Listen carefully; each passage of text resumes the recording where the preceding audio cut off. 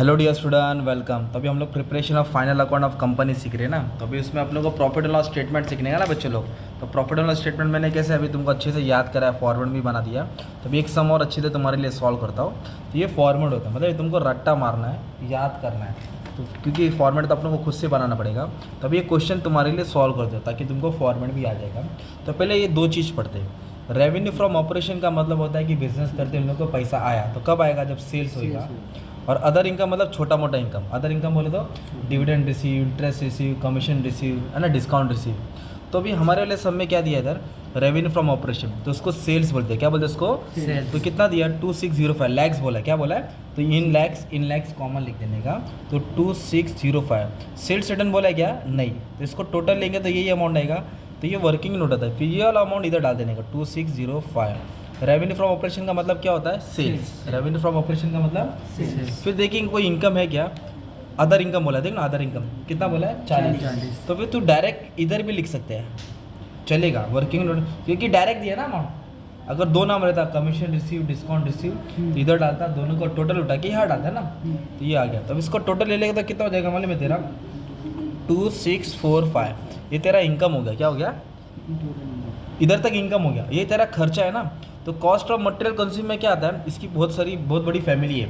Opening stock of raw material आएगा, purchase of raw material आएगा, carriage inward आएगा, फिर minus closing stock of raw material. फिर जब इसको हम लोग सॉल्व करेंगे तो अपने को क्या मिलेगा? Cost of material consume. क्या मिलेगा? Cost of. तो इधर डायरेक्टली दिया है भाई, इधर को देखो ना, चौथा नंबर में कॉस्ट ऑफ मटेरियल कंज्यूम 1000। मतलब ये सॉल्व करके डायरेक्ट दिया है 1000, है ना। तो इधर डायरेक्ट 1000 लिख दूंगा, सिंपल। कभी कभी तुमको ये पूरा बना के ये सब दिया रहेगा, चारों इन्फॉर्मेशन दिया रहेगा, तीनों ऐड करेंगे और closing stock of raw material minus करेंगे, फिर ये वाला अमाउंट यहाँ लिखना है। तो हमारे वाले क्वेश्चन में तो इधर डायरेक्टली दिया है। एक नंबर। अभी इधर बोला है चेंज इन इन्वेंट्रीज। क्या बोला है? तो मैंने क्या बोला? ओपनिंग स्टॉक और क्लोजिंग स्टॉक। ओपनिंग ऐड होएगा, क्लोजिंग किसका? फिनिश गुड्स का। किसका? तो ये चेंज इन इन्वेंट्री का भी अमाउंट ना अपने को डायरेक्ट दिया है। ओपनिंग स्टॉक, क्लोजिंग स्टॉक नहीं दिया, डायरेक्ट दिया है। देखो चेंज इन इन्वेंट्रीज कितना दिया है? 100 लाख। मतलब मैं इधर 100 लिख दिया। तो ये कौन सा नंबर है? 4 नंबर है। तो 4 नंबर पे आ जाएगा 100, सिंपल। अभी इधर वर्ड है एम्प्लॉय बेनिफिट एक्सपेंस। क्या है? तो एम्प्लॉय बेनिफिट को क्या मिलता है? सैलरी मिलता है, वेजेस मिलता है, बोनस मिलता है, स्टाफ वेलफेयर एक्सपेंस मिलता है। तो इधर भी क्या किया उन्होंने? सबका टोटल एज इट इज दे दिया आपको। कितना दिया? 850। इधर लिखूंगा मैं 850। कौन सा नंबर है ये? 5। तो इधर आ जाएगा ना 850, सिंपल। इधर तक 3 नाम याद हो गया। कॉस्ट ऑफ मटेरियल बोले तो मटेरियल का खर्चा, change in inventories, opening stock और क्लोजिंग स्टॉक क्या होगा? माइनस फिनिश गुड्स का। एम्प्लॉय बेनिफिट बोले तो एम्प्लॉयज़ को क्या क्या मिल रहा है। इधर क्या बोला अपने को? Finance cost. क्या बोला है? फाइनेंस कॉस्ट कितना बोला है? 40 लाख।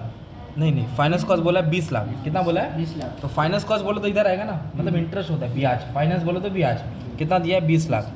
ठीक है। फिर इसका डेप्रिसिएशन भी दिया था 3rd नंबर पे। कितना दिया? 150। तो फिर फाइनेंस के बाद क्या आता है? डेप्रिसिएशन 150। ये लाइन वाइज तेरे को याद करना पड़ेगा, ऊपर नीचे नहीं लिख सकता। फिर छोटा मोटा खर्चा रहेगा तो इधर क्या आएगा? Other expense. क्या आएगा? मतलब फाइनेंस एक्सपेंस और डेप्रिसिएशन का वर्किंग नोट में क्यों नहीं अमाउंट लेगा? क्योंकि डायरेक्ट रेडीमेड दिया ना यार। डायरेक्ट लेके तो भी चलता है, सिंगल आएगा। तो अभी इधर अदर एक्सपेंस क्या है? General expense, office expense, sundry expense, bad debt, discount allow, जो भी ऑफिस का खर्चा, बेचने का खर्चा, कॉस्ट शीट सीखे ना अपन ने, वो सब खर्चा इधर डालेगा। इधर अदर एक्सपेंस भी डायरेक्ट दिया है। कितना दिया? अदर एक्सपेंस 20 दिया है। कितना दिया है? 20। इधर लिख दिया 20 लाख। ठीक है।